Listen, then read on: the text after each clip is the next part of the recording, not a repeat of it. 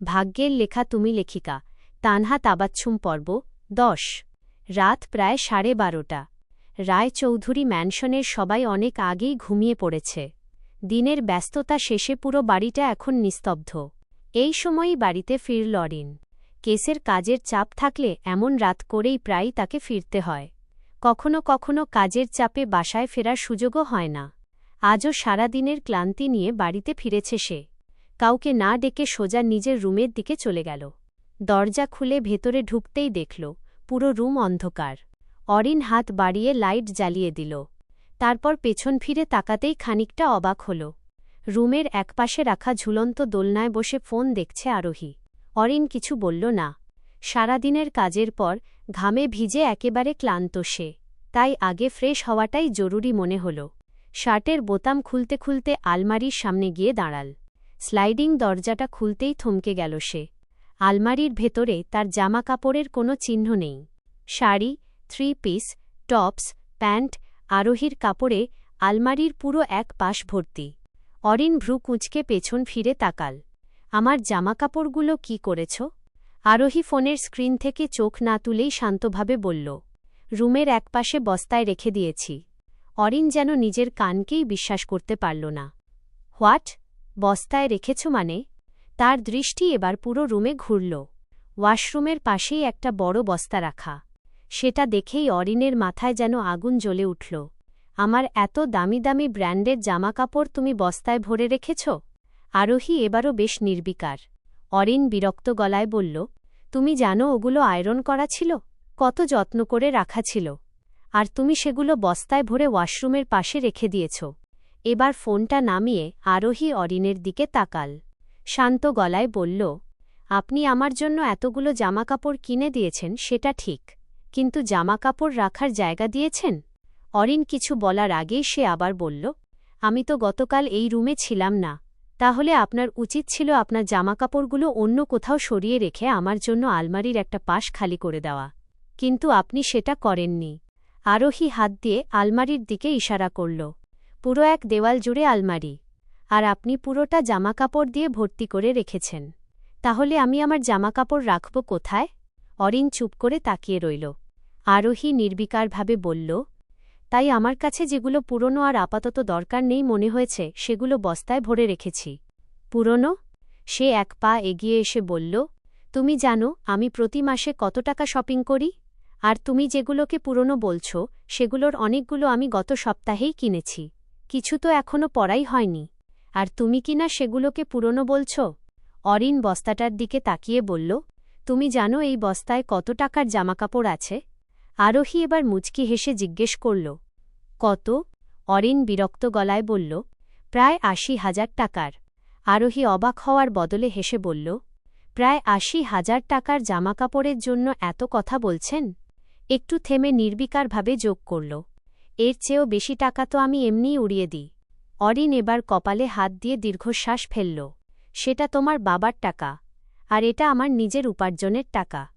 বুঝেছ? এই পার্থক্যটা তুমি এখনো বুঝবে না। কথাটা বলেই আর কোনো কথা না বাড়িয়ে আলমারির অন্য পাশ থেকে কয়েকটা জামাকাপড় বের করে নিল অরিন। আরোহীর সঙ্গে তর্ক করে লাভ নেই, এতক্ষণে সেটা সে ভালোভাবেই বুঝে গেছে। এই মেয়ের সঙ্গে কথা বাড়ালে রাত শেষ হয়ে সকাল হয়ে যাবে, কিন্তু ঝগড়ার শেষ হবে না। সারাদিনের ক্লান্ত শরীর নিয়ে তাই আর কোনো কথা না বলে সোজা ওয়াশরুমের দিকে চলে গেল সে। দরজা বন্ধ করার আগে একবার পেছন ফিরে আরোহীর দিকে তাকাল। আরোহী তখন আবার নিশ্চিন্তে ফোনের স্ক্রিনে চোখ রেখেছে। অরিন দীর্ঘশ্বাস ফেলে ওয়াশরুমে ঢুকে দরজা বন্ধ করে দিল। প্রায় দীর্ঘ একটা শাওয়ার নিয়ে ওয়াশরুম থেকে বেরিয়ে এলো অরিন। পরনে শুধু ট্রাউজার। ভেজা চুল থেকে টুপটাপ করে পানি ঝরছে। গলায় ঝোলানো টাওয়েলটা হাতে নিয়ে আয়নার সামনে দাঁড়াল সে। ধীরে ধীরে চুল মুছতে শুরু করল। এতক্ষণ দোলনায় বসে থাকা আরোহীর চোখ ছিল অরিনের দিকেই। কখন যে সে অরিনের দিকে একদৃষ্টিতে তাকিয়েছিল নিজেও বুঝতে পারেনি। হঠাৎ আয়নার ভেতর দিয়ে অরিনের চোখ তার চোখের সঙ্গে মিলে গেল। সঙ্গে সঙ্গে আরোহীর হুঁশ ফিরল। এক লাফে দোলনা থেকে নেমে সোজা বিছানায় গিয়ে শুয়ে পড়ল সে। অরিন চুল মোছা শেষ করে টাওয়েলটা আরোহীর দিকে বাড়িয়ে দিল। যাও, এটা মেলে দিয়ে আসো। আরোহী বিছানায় শুয়ে থেকেই বলল, পারব না, আমি তো শুয়ে গেছি। অরিন ভ্রু কুঁচকে বলল, স্বামী সেবা করতে হয় এটা জানো না? যাও, এক্ষুনি মেলে দিয়ে আসো। আরোহী আর কথা বাড়াল না, চুপচাপ উঠে টাওয়েলটা নিয়ে বারান্দায় গিয়ে মেলে দিয়ে এলো। রুমে ফিরে এসে দেখল এরই মধ্যে অরিন একটা টি-শার্ট পরে নিয়েছে। অরিন তার দিকে তাকিয়ে জিজ্ঞেস করল, রাতের খাবার খেয়েছ? আরোহী চট করে উত্তর দিল, হ্যাঁ, খেয়েছি। কিন্তু কেন? অরিন স্বাভাবিক গলায় বলল, না, যদি আমার জন্য না খেয়ে থাকো তাহলে বলতাম খেয়ে নিতে। আরোহী সঙ্গে সঙ্গে বলল, না, আমি আবার বেশি রাতে খেতে পারি না। তাই শুধু শুধু ভাববেন না আমি আপনার জন্য না খেয়ে বসে থাকব। আমার যখন ক্ষুধা পাবে তখন খাব আর ঘুমিয়ে পড়তে পারি। বুঝেছেন? একটু থেমে আবার জিজ্ঞেস করল, আর বাই দ্য ওয়ে, আপনি খেয়েছেন? হ্যাঁ, আজ সবাই মিলে ক্যান্টিনে খেয়ে এসেছি। ও আচ্ছা, ঠিক আছে, ভালো হয়েছে। আরোহী কিছুক্ষণ চুপ থেকে আবার বলল, বেশি রাত হলে বাইরে খেয়ে আসবেন, না হলে আবার শুধু শুধু পেরেশানি হবে আমার।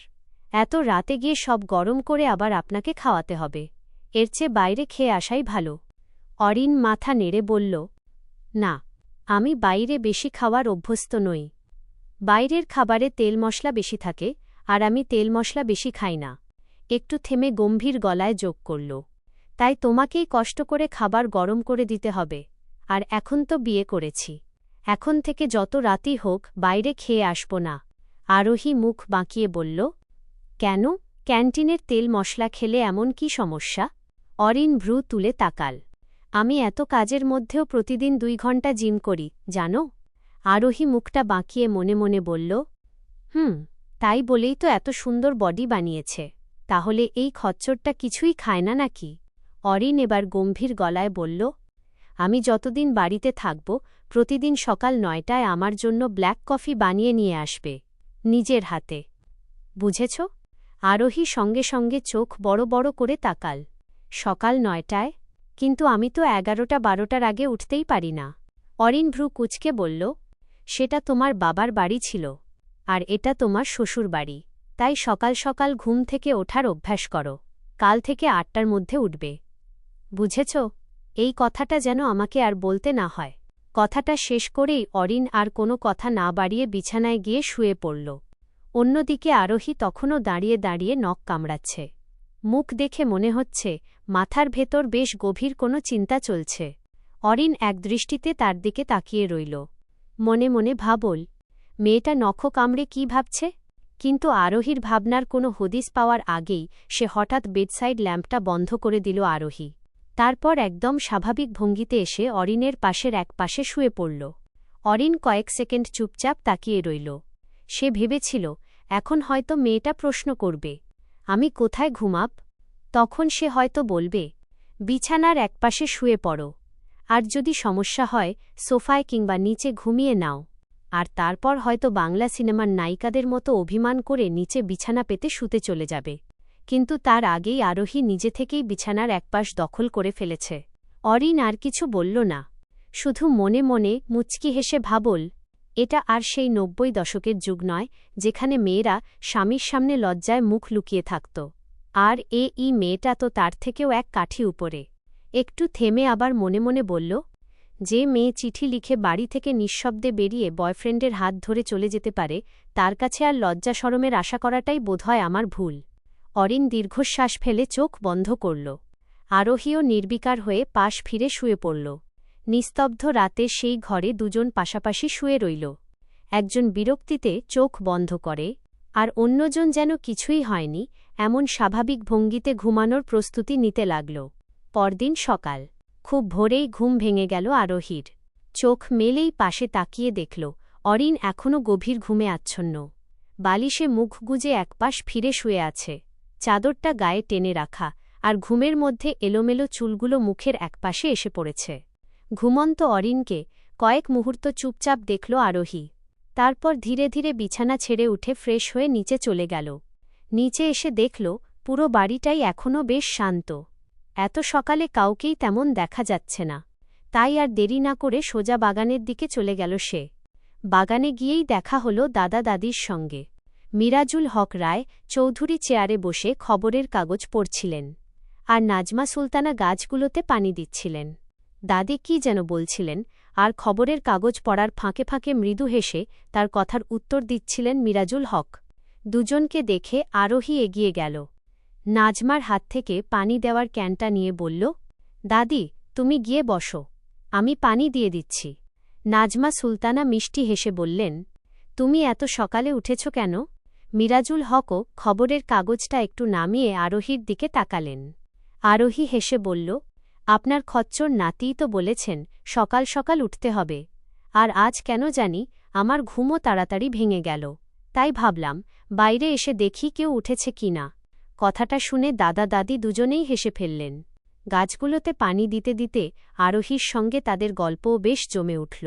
কিছুক্ষণ পর একজন কাজের মেয়ে বাগানের দিকে এসে 2 কাপ চা নিয়ে দাঁড়াল। আরোহীকে দেখে অবাক হয়ে বলল, আরে ম্যাম, আপনি এখানে? আমি তো জানতাম না। আপনার জন্য এখনই চা নিয়ে আসছি। আরোহী সঙ্গে সঙ্গে বলল, চা না, আমার জন্য কফি নিয়ে আসো। দুধ একটু বেশি দেবে, চিনি কম, আর ভালো করে বানাবে। কাজের মেয়েটি মাথা নেড়ে চলে যেতে উদ্যত হতেই পেছন থেকে অরিনের কণ্ঠ ভেসে এল, নিজের পছন্দমতো কফি নিজেই বানিয়ে খেয়ে নিও। আরোহী সঙ্গে সঙ্গে ভ্রু কুঁচকে পেছনে তাকাল। কখন যে অরিন সেখানে এসে দাঁড়িয়েছে সে খেয়ালই করেনি। অরিন শান্ত গলায় বলল, ওর বাড়িতে অনেক কাজ আছে, তোমার কফি বানানোর জন্য ওর আলাদা করে দাঁড়িয়ে থাকার সময় হবে না।